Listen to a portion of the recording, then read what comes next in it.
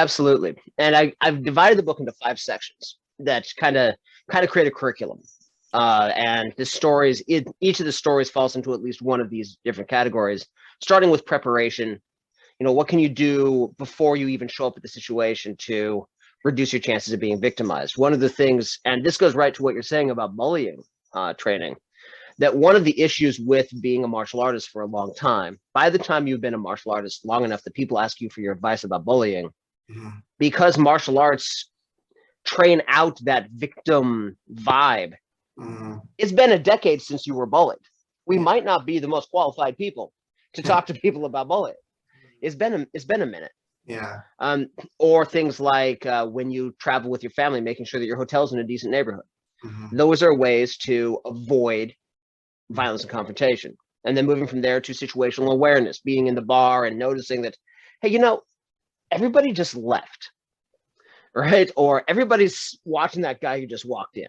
Yeah. And then from that avoidance into, excuse me, into, sorry, that was awareness, then avoidance about ways to get around things, move away, not get into the confrontation. Then the de-escalation, which is your verbal judo, which is sometimes raw intimidation, using humor. And then finally to escape, where, okay, if I don't move quickly in that direction right now, I might get into a fight. And just making sure that everybody knows that it's okay to, run. I do love, what we used to call it, shudo, right? Nike fu.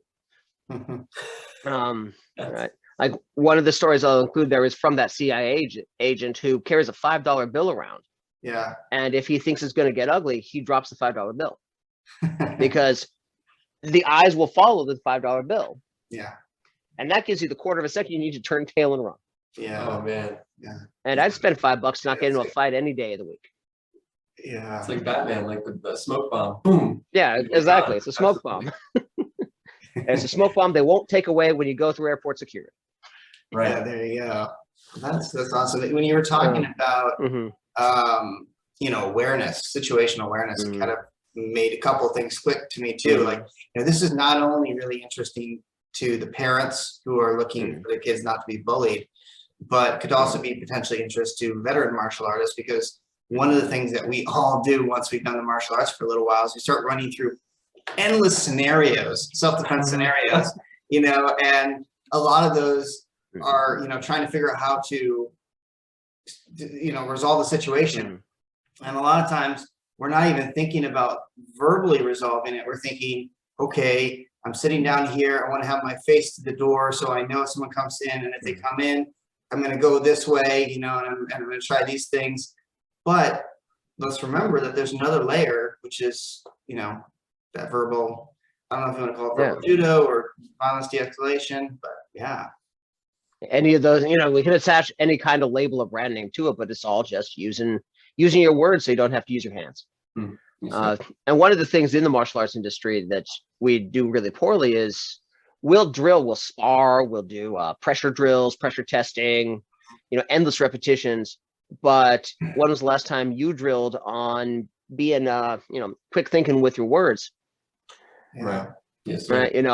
I would absolutely encourage every martial artist out there who's serious about self-defense to go up, spend 6 months taking an improv class.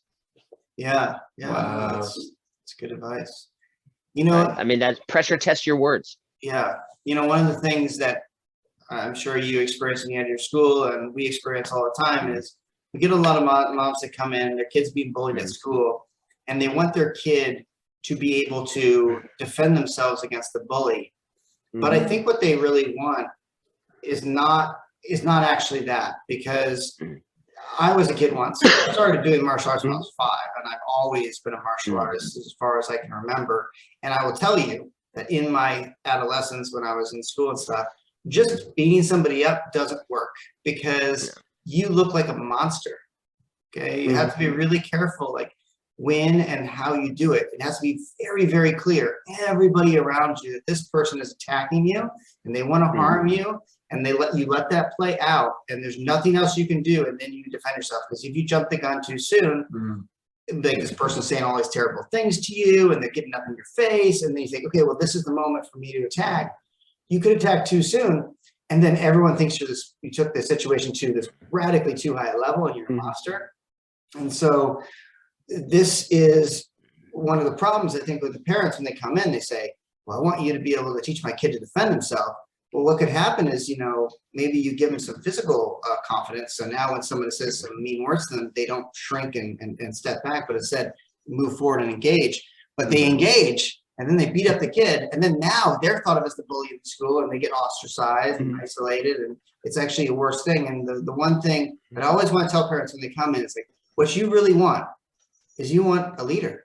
You want me to turn your son or daughter into a leader so that everyone looks up to them and no one even thinks about bullying them, because that's the kind of verbal judo that is going to allow that to not even happen. I mean, I think you hear a lot of people, I'm sure you experience too, they come in, they say, oh, I've been in so many fights, blah, blah, blah. It's like, if you're getting a lot of fights, there's a problem there. Yeah. You're going around looking for them. Now, what was the, who was I interviewing? I think it was Tony Blair, about how you see these self-defense instructors who say, I've been in 200 fights. It's like, man, you're not very good at self-defense. You might be great at fighting. Yeah.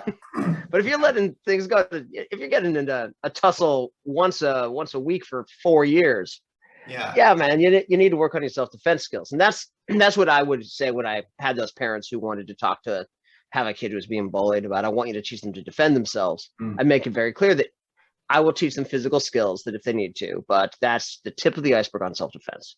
Then we're going to talk about their confidence and how they stand and how they move, so that the bully who's looking for the easy target isn't going to come up. We're going to talk about staying calm in an emergency so you can access humor or self-deprecation or the adult that's right over there that's not seeing it and think to do that under stress. We're going to learn these skills. We're going to turn you into a leader so that you're not the person that people look to bully, but rather the person who people who are being bullied come stand next to, so that the bullies are going to go somewhere else. That's what we're going to teach. And all of that is self-defense.